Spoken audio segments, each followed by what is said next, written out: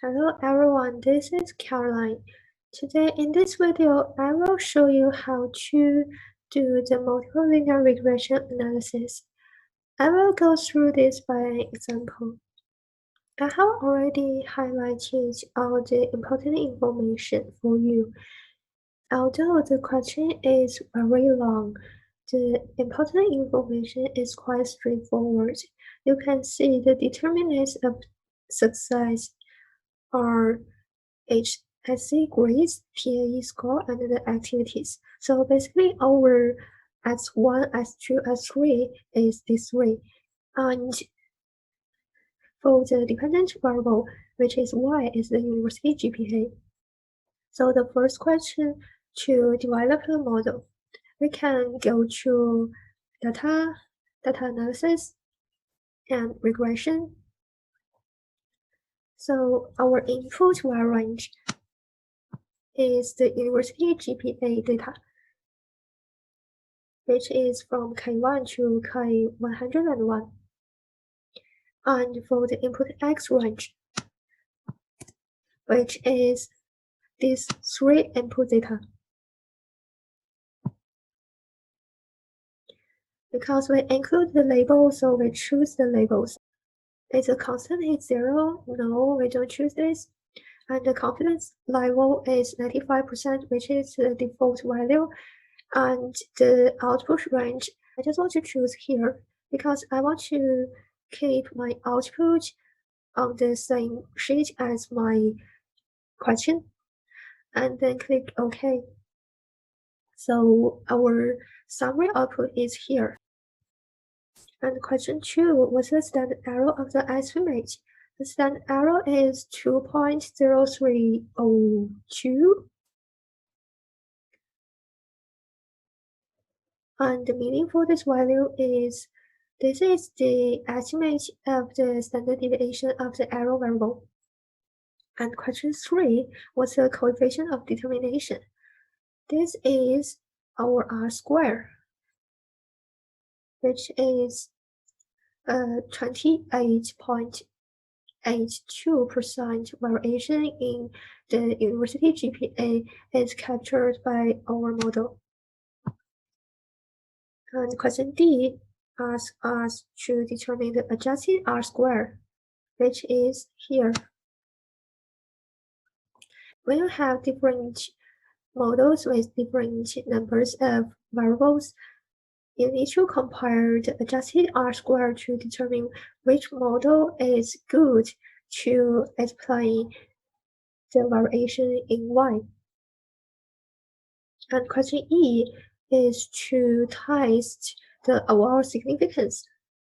And we can conduct the hypothesis test, and the output is shown in the ANOVA table. So null hypothesis is beta 1 equals to beta 2 equals to beta 3 is equal to 0. And your alternative hypothesis is at least one of the beta I is not equal to 0. And we can see the significance F, which is the p-value, is almost 0, so we can reject H0. We can conclude that at 5% significance level, there is enough evidence that the model is useful. And for question F, interpret each of the coefficients. We have 3 coefficients here. And for beta 1, which is equal to 0.6109, this means if we keep all the other variables as a constant, when we increase the HSC grade by 1, the university GPA will increase by 0.6109 on average. On average is super important. And question G is to test the individual significance.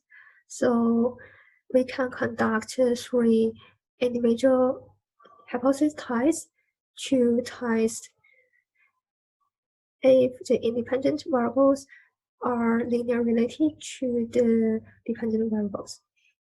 And the null hypothesis is beta I is equal to 0, and the alternative hypothesis is beta I is not equal to 0. And we can see the p-value for these three hypothesized. Only the p-value for beta 1 is smaller than 5%.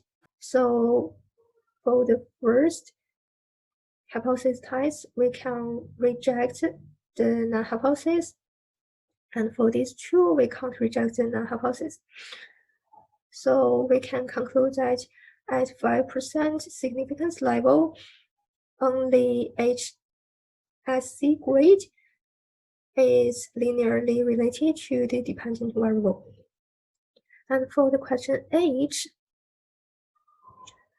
we can see this is asked about the prediction interval, because you can see here it's only for a student, not here the mean for all the students. And the input is x1 is equal to 10, and x2 is equal to 600, and x3 is equal to 2. And we can go to add-ins and data analysis class and the prediction interval. So our Y range, this is the same as the regression analysis in data analysis.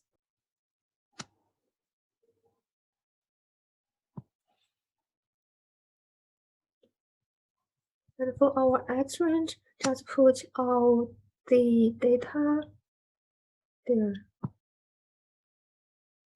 And the labels, yeah, we include the labels. The given X range is here. And the confidence level is here, 95%. And because we just need the prediction interval, so I just copy this part and paste here. Yeah, the answer is here. And we also change the decimal places.